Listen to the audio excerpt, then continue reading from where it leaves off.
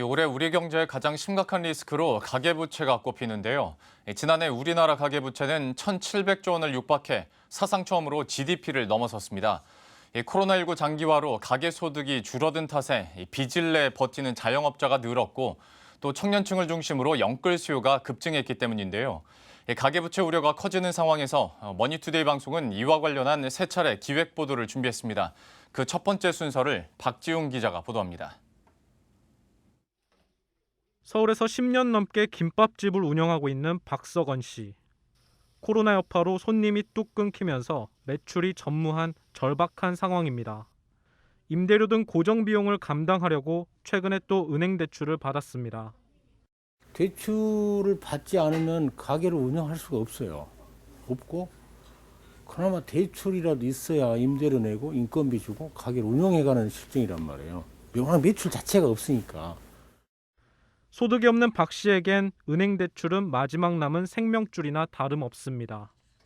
결국은 뭐 대출금도 빚이니까 갚아야 되는 건데 일단 우리들 입장에서는 그래도 그렇게 해야 버티니까 빚을 뭐 3년 4년 갚는 것도 중요하면 그건 나중 문제고 당장 오늘 하루를 버티기 힘들잖아요. 실제로 지난해 자영업 대출 차주는 38만 명이 증가했는데 최근 5년 새 가장 크게 늘었습니다. 같은 기간 자영업자의 대출 잔액은 755조 원으로 통계 작성 이후 처음으로 700조 원을 돌파했습니다. 빚내서 내 집 마련에 나선 청년층의 대출 증가세도 심상치 않습니다. 20대 직장인 이모 씨는 지난달 서울에 36제곱미터 남짓한 아파트를 3억 원에 샀습니다.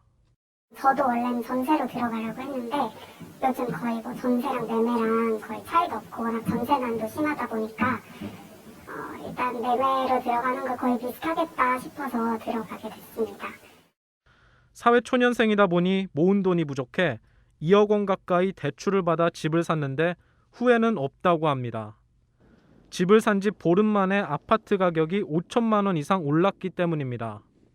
여기에 최근 부동산 가격이 급격히 오르면서 지금 안 사면 영원히 못 산다는 불안감이 패닉바잉 심리를 부추겼습니다. 집값이 워낙 뛰는 추세니까 아무래도 좀 살 거면은 빨리 사자 싶어서 좀 급하게 들어간 감도 없지 않아 있고요.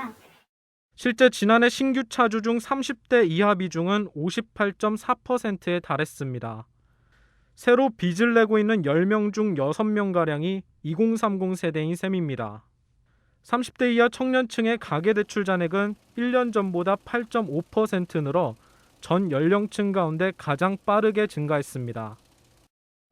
이처럼 코로나 여파로 빚내서 버티는 자영업자들이 증가하고 영혼까지 끌어모아 내 집 마련하는 수요가 늘면서 지난해 우리나라 가계부채는 사상 처음으로 GDP를 추월했습니다. 문제는 규모도 규모지만 증가세가 지나치게 빠르다는 점입니다.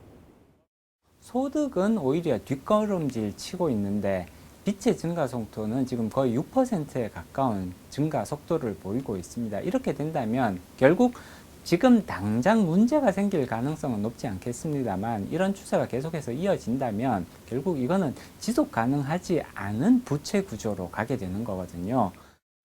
급증하는 가계대출에 지금 제동을 걸지 않으면 훗날 부메랑이 돼 우리 경제의 직격탄이 될 수 있다는 분석입니다. 머니투데이 방송 박지웅입니다.